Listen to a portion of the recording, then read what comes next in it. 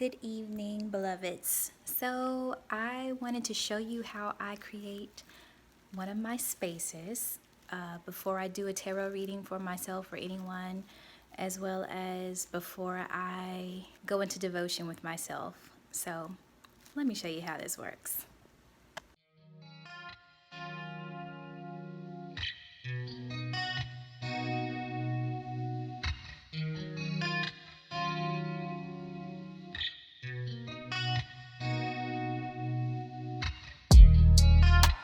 There's power in your words.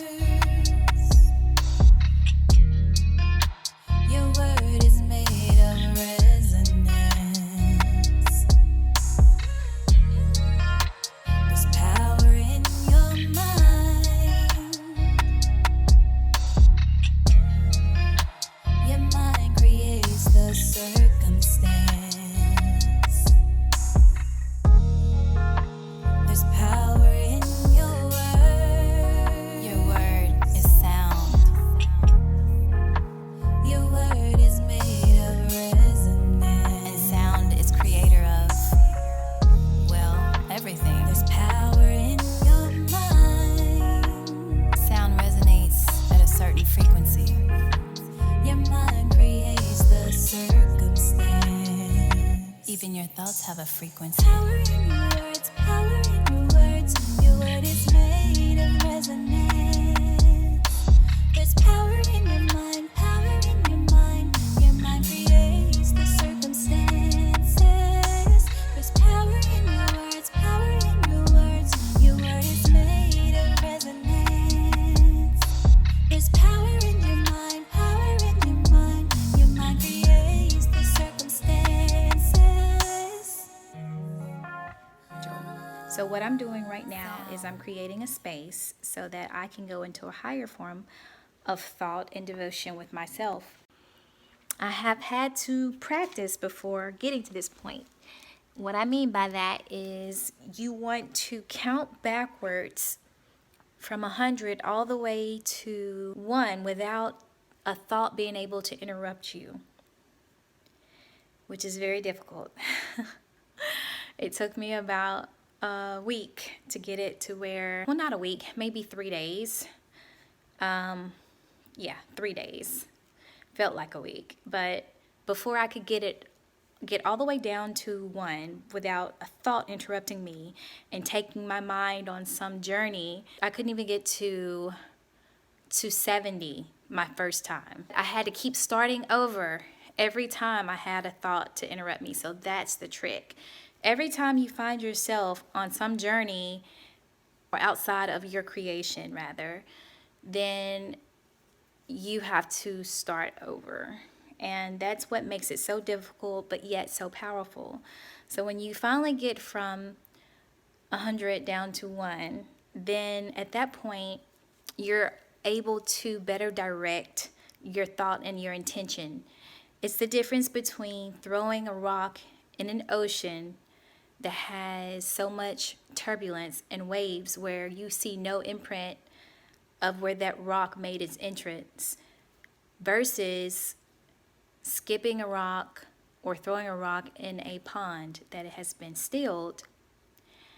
And in a still pond, you can see the ripple effects. It's like going in slow motion where I could see which ones are coming through, and then I can decide on whether it stays or it goes. Okay, so I know that was a lot, but this is what I have to do. This is what I go through in order to prepare myself. And what I did was I cleared the space. I went over each of my stones and my cards with sage in order to clear them. And I also have prepared my mind so that I'm not allowing anything to be magnified that I don't choose. I just create things as I go because I am a God, generator, operator, and destroyer. So my creation is what I align my mind, my body, and my spirit to connect with. Okay, and the reason that it connects so much easier with thought is because, and why thought is so important, and thought is like has extreme powers of creative potential, is because what language do you speak in your head? I'll wait. Exactly. You understand your thoughts without having to break them down to a certain frequency in order to communicate them, which is what language is. It's a lesser version of thought because all thought is made from sound, but one travels faster than the other. And so the frequency of thought in your mind, even though it's sound, it's a faster speed of sound. So it travels a lot quicker than if you were to verbally say it, despite what you've been told. So what you want to do is remember that when you're speaking to yourself, you're connecting straight to the Creator, okay? That's without there being any type of miscommunication or speaking the wrong words. It's through feeling and understanding. And some of you can do that, and some of you can't yet, but we all have the potential. In case you didn't know, beloved, you never blow out a candle. You like to snuff it out. You just remove the oxygen.